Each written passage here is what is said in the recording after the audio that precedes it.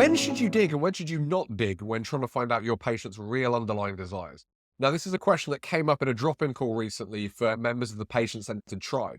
And speaking of that, before we get into where you should dig and where you shouldn't dig, I want to talk briefly about what's happening with the tribe, because many of you may remember that when I launched the tribe a couple of months ago, originally there was going to be a regular price and then a discount for new graduates. But I decided at the start, because I know that there are experienced practitioners who are struggling right now as well, that I was just going to launch it for the new graduate price of just £97 a month for everybody. And that's what it's been available for all this time. It will be going up in January. So that launch offer will be going away. And from January, it will be double the price. It will be £197 per month. There will still be some new graduate slots available.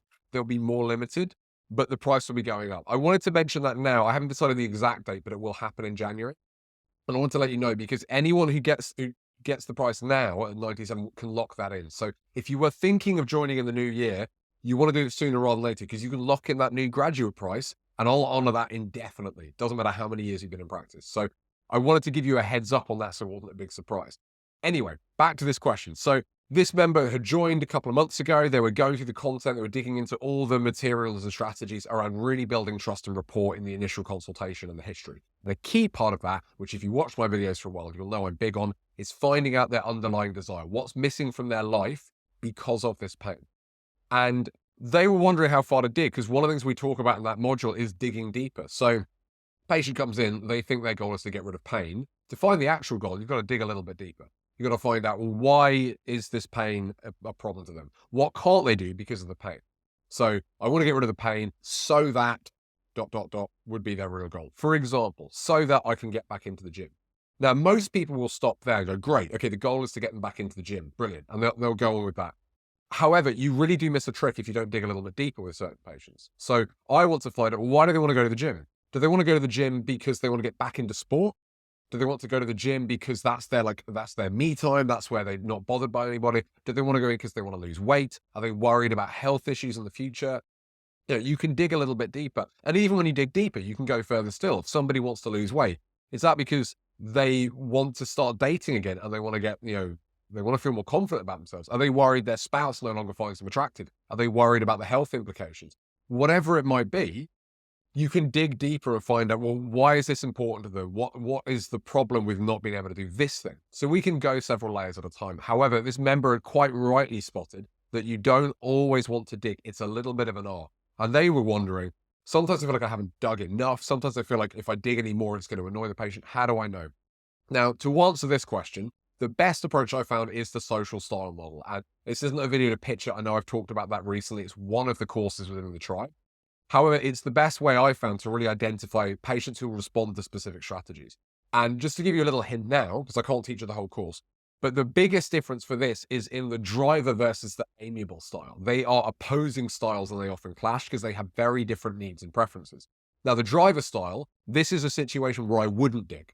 If I have somebody who comes in and seems driver style, they're usually quite fast-paced, quite abrupt, quite intense. They can seem impatient. They can seem direct to the point of being rude. They are all about, I want results and I want results now. They want a quick fix. I don't dig into their goals. I find the goal, let's get you back to the gym, but then I stop. Because if I start digging more and more with them, what's going to happen is they're going to start to pull back. They're going to go, hang on a minute, I feel like I'm being interrogated here, or this seems like a psychotherapy appointment. They're going to pull back. I just want to get back to the gym. Let's crack on with that. They want efficiency and they want results as soon as. And anything that I'm asking about that doesn't seem related is going to start to confuse and frustrate. So with a driver style, I wouldn't do that. Contrast that with the amiable style. The amiable style, I absolutely dig into it. This is somebody where I will go into the more of the emotional impact. I'll go into the reason why they want to achieve this goal. I'll try and tie it down to their core values if I can. And you can tell an amiable style comes in because they can be a bit shy. They can be nervous. They're softly spoken. They're a bit quieter. They talk at a little bit of a slower pace. They will be quite visually expressive with their face. They'll tend to lean back, whereas the driver leans in. And they'll often sort of let you lead the conversation. So these are classic people pleasers. And the way to connect with them, the driver wants results and efficiency. The amiable wants to feel like you really know and understand them. They really value empathy in a way that the drivers often don't so much there. And with an amiable style, I will absolutely dig, because the more interest I show into their experience, the more interest I show about what this is doing for them, the impact it's having on their life, how much they're struggling with this, the more they're going to trust me and open up, the more they're going to feel like they're in the hands of somebody who really cares. And that matters so much more to the amiable style. So give this a try with your patients. If you have someone who seems very abrupt, very direct, the stereotypical like CEO, that it's not exactly accurate, but that's the stereotype. That's somebody I would find the goal and I'd go with it. And I may dig later on, but it's only once I've built the trust, once they see we're getting results several sessions down the line. Contrast that with the amiable style, the slower, the softly spoken, can seem a bit more introverted. I'm going to dig a little bit more, because they're going to really value and appreciate. And you'll see when you take that interest, they really kind of light up. They're like, oh, wow, this person really cares. So give that a try with your patients. If you're not sure how far to dig or not, then that can be really, really helpful. And like I said, if you did want to take advantage of this launch price with the Tribe, I'll pop the link below. It's going to be going away soon. It's a matter of weeks, really, because by the end of January, it'll be back to the regular price. So hope that's helpful for you. Hope you've had a lovely Christmas as well. I'm probably going to put this out between Christmas and New Year. I'm recording it early so I can take some time off. But if it's after Christmas, hope you've had a lovely time. If it's before, hope you do have a great Christmas. And I look forward to seeing you more in January. Take care, everyone.